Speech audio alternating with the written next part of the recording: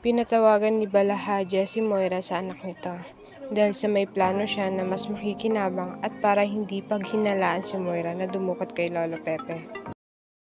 Ang hindi alam ni Moira na hawak ni Annalyn ang phone ni Zoe. Nakita ni Annalyn na tumatawag si Moira dahil gusto niya na makakalap ng ebidensya sa mag-ina, sinagot niya ang tawag nito. Nagsagutin ni Annalyn ang tawag ni Moira. Sinabi ni Moira na mabuti at sumagot ito sa tawag dahil pinapapunta niya ito para ipaalam na may plano para kay Lolo Pepe.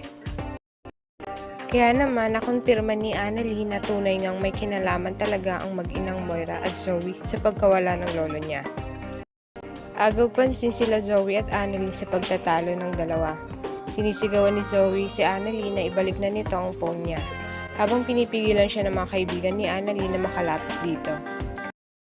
Lumakas ang loob ni Annalyn na kumprontahin si Zoe nang mapatunayan niyang may plano at kinalaman talaga si Zoe at ang mami nito sa pagkawala ng lolo niya.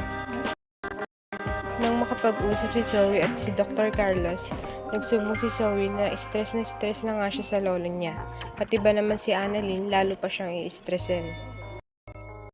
Kaya naman si Carlos hindi niya matitiis na tulungan ang anak niya si Zoe.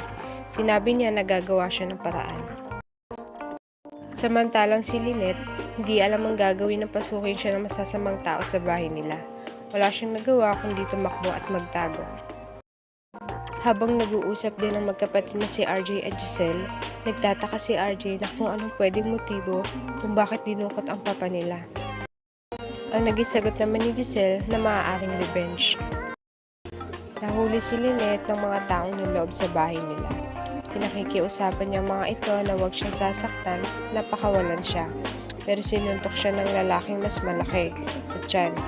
Kaya naman, namimilipit na lang sa sakit si Lynette.